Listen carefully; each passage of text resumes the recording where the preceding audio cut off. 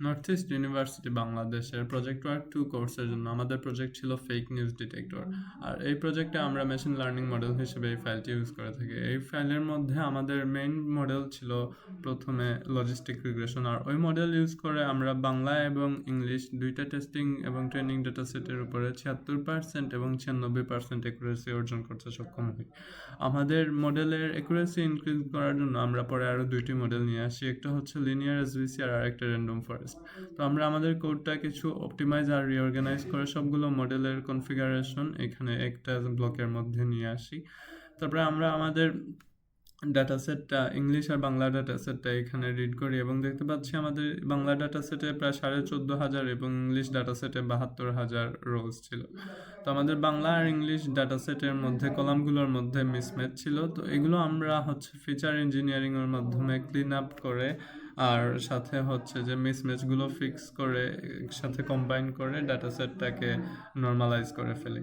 তারপরে ডাটা সেটটা নর্মালাইজ করা হয়ে গেলে আমরা দেখতে পাচ্ছি যে আমাদের এখানে ইংরেজিতে ডাটা সেট থেকে প্রায় 9,000 রোজ কমে গেছে এবং বাংলা ডাটা সেটে সামান্য রো কমেছে।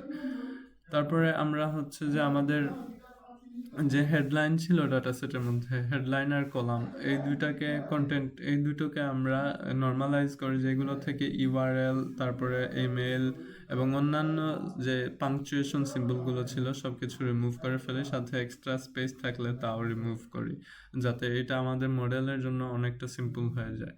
তারপরে আমরা আমাদের ডাটাটাকে ট্রেনিং এবং টেস্টিংয়ের জন্য স্প্লিট করি এবং স্প্লিট করার পর আমরা ডাটাগুলোকে বাংলার জন্য এই ভেরিয়েবলগুলোর মধ্যে রাখি এবং ইংলিশের জন্য এই ভেরিয়েবলগুলোর মধ্যে রাখি। তারপর আমরা দেখতে পাচ্ছি যে আমাদের এগুলো একটা প্রপোর্শনেট ভাবে সমানুপাতিকভাবে স্প্লিট হয়েছে, যে ট্রেনিং এর জন্য আর টেস্টিং এর জন্য দুইটা ল্যাঙ্গুয়েজই ঠিকঠাক ভাবে স্প্লিট হয়েছে। তারপর আমরা টিএফ আইডিএফ করে ভেক্টরাইজ করি আমাদের ডাটাটাকে, যে টেস্টিং আর ট্রেনিং ডাটাটাকে আমরা ভেক্টরাইজ করি। ভেক্টরাইজ করার পরে আমরা এগুলোকে নতুন আরো ভেরিয়েবলের মধ্যে রাখি, যে TF IDF extend TF IDF আর টেস্ট টিএফ আইডিএফ আর সাথে ভেক্টরাইজারটা, এই ফাংশনটা এই তিনটা জিনিস রিটার্ন করতেছে আর আমরা এই তিনটা জিনিস এই ভেরিয়েবলগুলোর মধ্যে রাখতেছি। রাখার পর আমরা এখানে টিএফআইডিএফ এর শেপটা দেখতে পাচ্ছি। তারপরে এখন আমরা আমাদের মডেল ট্রেনিং এর স্টেপে চলে গেছি, যে এখানে আমরা আমাদের মডেলটা ট্রেন করতে কতটুকু সময় লাগতে পারে এটা ক্যালকুলেট করতেছি, সাথে হচ্ছে যে আমাদের মডেলের প্রসেসগুলো, যে আমাদের মডেলের প্রতিটা রেজাল্ট এগুলো আমরা একটা ডিকশনারি অবজেক্টের মধ্যে রাখতেছি। আর রেজাল্টের এটা আমরা একদম প্রথমে নিয়ে রাখছিলাম, তো ওই এর মধ্যে আমরা আমাদের মডেলের যাবতীয় ডিটেলস লগ করে রাখবো, যে আমাদের মডেলের নাম, তারপর কোন ল্যাঙ্গুয়েজের জন্য এই মডেল, তার অ্যাকুরেসি কতটুকু, প্রিসিশন, F1 স্কোর, এগুলো সব আমরা এখানে ক্যালকুলেশন করে তারপরে এই অবজেক্টটা এই ডিকশনারির মধ্যে রাখবো। আর এই ডিকশনারিটা আমাদের রেজাল্ট যে অ্যারে ছিল ওইটার মধ্যে রাখতেছি। তো আমরা এই ফাংশনটাকে একটু পরে কল করব। এখন হচ্ছে যে আমরা একটা ডিরেক্টরি ক্রিয়েট করতেছি এক্সপেরিমেন্টস, যেখানে আমরা আমাদের মডেল ফাইলগুলোকে স্টোর করব। আর আমাদের ডাটা সেটগুলো, যে আমরা উপরে ডাটাগুলো আমাদের উপরে যে ডাটাগুলো স্প্লিট করে রাখছিলাম ওইগুলো এখানে একটা নতুন ডিকশনারির ভিতরে স্টোর করতেছি, যে এইটার উপর আমরা লুপ করব একটু পরে। আর এখন হচ্ছে যে আমরা আমাদের ট্রেন অ্যান্ড ইভালুয়েট মডেল এই ফাংশনের মধ্যেই মূলত আমাদের মডেলটাকে ট্রেনিং করব। এখানে আমরা প্রথমে ডাটা ইনফারেন্স ক্যালকুলেশনের জন্য একটা স্যাম্পল নিয়ে নিচ্ছি, আর এটা নেওয়ার পরে আমরা আমাদের মডেলটা ট্রেনিংটা স্টার্ট করতেছি। যে আমাদের স্টার্ট হচ্ছে কোন সময়, এটা হচ্ছে জাস্ট আমরা যে আমাদের সম্পূর্ণ ডাটা সেটটার উপর আমাদের মডেলটাকে ট্রেন করতে কত সময় লাগতেছে এইটা ক্যালকুলেট করার জন্য আমরা স্টার্ট টাইমটা ক্যালকুলেট করতেছি, যাতে আমাদের মডেল ট্রেনিং হয়ে গেলে আমরা তখন এটাকে সাবট্রাক্ট করে বুঝে নিতে পারবো আমাদের কতটুকু সময় লাগছে। এখন হচ্ছে আমাদের যদি এইটা মানে আমাদের মডেলটা যখন আমরা এই ফাংশনটা কল করব লুপের মধ্যে, তখন যদি আমাদের মডেলটা লিনিয়ার এসভিসি হয়ে থাকে তখন আমরা এটার জন্য কিছু এক্সট্রা কনফিগারেশন করব, এবং এই এক্সট্রা কনফিগারেশন করার জন্য আমরা এই এক্সট্রা একটা ইফ ব্লক নিয়েছি। আদারওয়াইজ হচ্ছে যে এই ব্লকের মধ্যে তখন হচ্ছে যে আমরা এটা লিনিয়ার এসভিসির জন্য একটু স্পেশাল করে ট্রেন করতে হবে ক্যালিব্রেটেড ক্লাসিফায়ার সিভি ইউজ করে।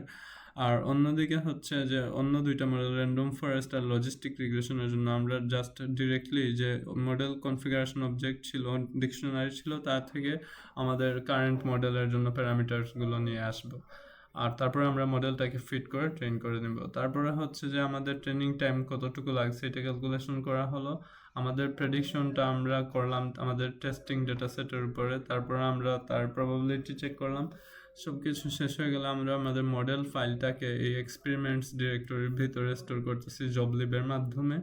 আর তারপরে হচ্ছে যে আমরা আমাদের রেজাল্টটার মধ্যে এই রেজাল্টগুলো পাস করে দিচ্ছি যাতে ও তার রেজাল্টের মধ্যে স্টোর করতে পারে রেজাল্টের মধ্যে। আর সব কিছু শেষে আমরা অ্যাকুরেসিটা, যে আমাদের মডেলের অ্যাকুরেসি কত ওইটা এখানে দেখে নিচ্ছি আর প্রিন্ট করে নিচ্ছি সাথে সাথেই। আর অতঃপর আমরা হচ্ছে যে প্রতিটা ডাটা সেটের জন্য এগুলোকে ফাংশনটাকে কল করতেছি, মডেল কনফিগার জন্য করতেছি ট্রেন অ্যান্ড ইভালুয়েট মডেল এই ফাংশনটা। এটা আমরা প্রতিটা ডাটা সেট যেটা এখানে করে রাখছিলাম যে বাংলা আর ইংলিশ, এটার উপর লুপ করে তারপরে হচ্ছে যে এই ফাংশনটার মধ্যে ডাটাটা পাস করতেছে, তারপর ফাংশনটা ট্রেন করে লগ ফাংশনের মধ্যে লগ রেজাল্টের মধ্যে রাখতেছে, আর লগ রেজাল্ট এটাকে রেজাল্টের মধ্যে রাখতেছে। তো এটা শেষ হওয়ার পর এটা হচ্ছে যে ইন্টারনাল লগগুলোর ডাটা, যে আমাদের মডেল নেম, কোন ল্যাঙ্গুয়েজ, অ্যাকুরেসি, টাইম, এটা এখানে দেখাচ্ছে যে আমাদের লজিস্টিক রিগ্রেশন বাংলার জন্য অ্যাকুরেসি 0.7644 আর টাইম হচ্ছে 2.3 সেকেন্ড লাগতেছে। তারপরে লিনিয়ার এসভিসি 1.4 সেকেন্ড লাগতেছে, আর আমাদের র্যান্ডম ফরেস্টটাও 1.5 সেকেন্ড লাগতেছে। এক্ষেত্রে আমরা দেখতে পাচ্ছি যে লজিস্টিক রিগ্রেশন বাংলার জন্য বেস্ট রেজাল্টটা দিচ্ছে, যে অ্যাকুরেসি 0.766। আর অন্যদিকে আমাদের ইংলিশের জন্য লজিস্টিক রিগ্রেশন আমাদেরকে অ্যাকুরেসি দিচ্ছে 96%, আর 0.9602। আর এরপরে লিনিয়ার এসভিসি আমাদেরকে ইংলিশের জন্য 0.9659 অ্যাকুরেসি দিচ্ছে, আর আমাদের র্যান্ডম ফরেস্ট দিচ্ছে 0.9382।